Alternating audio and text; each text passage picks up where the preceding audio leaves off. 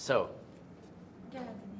earlier we were talking about the intensity of the movie, how you can keep that up for the entire shoot and the entire film. Yes. How did you do that?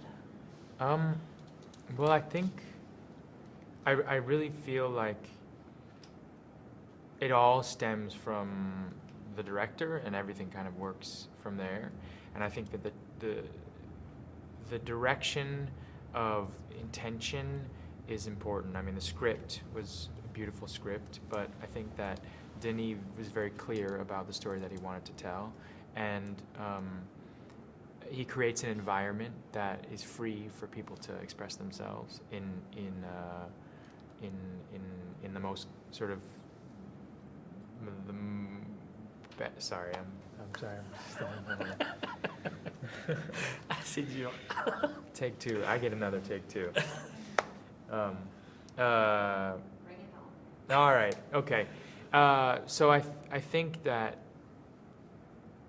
intensity is just driven by the story. I think the story is a very intense one. I think the subject matter is very intense, and I think that Denis creates an environment where people are allowed to be sort of their best selves in a way as the characters that they're playing. And I think there was a lot of preparation done to make sure that we were covering every detail and covering every possible question that could be asked by the audience. And I think the work of somebody like Roger Deakins, and even his lighting, is intense is a commonly used word for so many different things that I don't think it necessarily is right to be used for, but I think that his lighting is that, and he creates that world. And we lived in a world that he insisted on was sort of always overcast.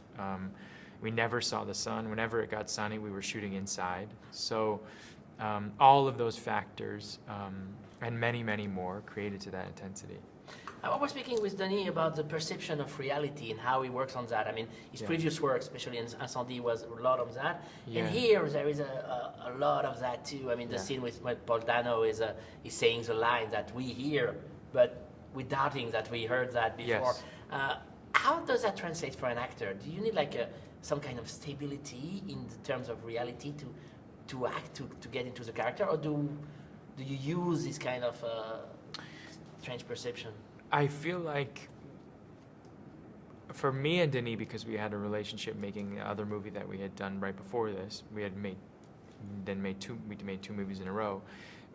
There was a sort of second hand with us, and so I always knew that he had a certain intention and there was something he wanted to do with the scene, and I would always try and help him within my work to emphasize that idea within the scene. So if I knew that he was gonna, put something in the sound mix, and that was an idea he had early on, even in the middle of shooting, then I would always sort of be able to play to that. I mean, case in point is the very last scene in the movie. There's a very specific thing that happens, and he had mixed the sound and tried it in a number of different ways to see how it could influence the audience and how he could really make it into a question mark, and how he could take something that would seem in the script written as something very obvious, but the intention of the script is that it could be directed in a very subtle way, and do that, in the movie. And I think that was a part of the entire process all the time. And it's what I love about working with him, is that he always shares those ideas with me. It might be because of our relationship and our trust in each other, but I think that relationship and trust in each other comes from the fact that both of us love to share those things as well. Let's talk about the moral ambiguity of the movie. When will Hollywood realize that we don't need to be told what to think and what to feel, and that we much rather see a movie like Prisoners that leaves everything open to us? When will they realize that this is what we need and not the superhero crappy stuff that they're selling us? I think that we need all of those things, but I think what we need more than anything is a sense in all projects, a sense of community, a sense where everybody feels like they're a part of something that they're proud of. I think regardless of what you're doing or what story you're telling, there should really feel, and I really credit this to Denis and even to Hugh, because Hugh was really the man who got this movie made, but I think that sense, that energy, that sense of being humbled to the art instead of having to force something into some kind of convention or idea, but allowing yourself to really create art and listen to your instincts. I was talking to somebody last night who happens to be in marketing, and they were saying, you know, to listen to your instincts. And you know, sometimes that will lead you to a place that might be considered a mistake to some people, you know, but to you is a great teacher.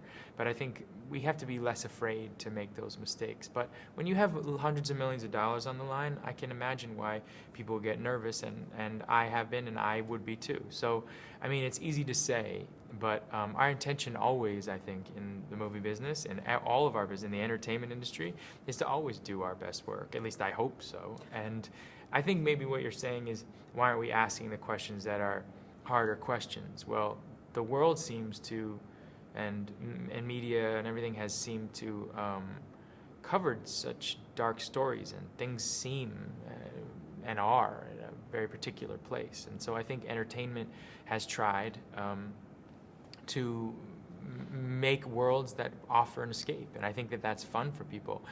But I also think that's possible with just like, you know, the Odyssey was a fun journey to read, but it has great lessons in it. I think that's why we do like those big movies, the superhero movies, because at the heart of them there's a larger message. But we need primary colors, and we need the subtleties of other colors, and we mix them too. And I don't think one is like any less than the other. But I just hope that we can continue to keep making movies like this, because life is a confusing thing, and it's complicated and full of ambiguity, and it's nice when a movie is too.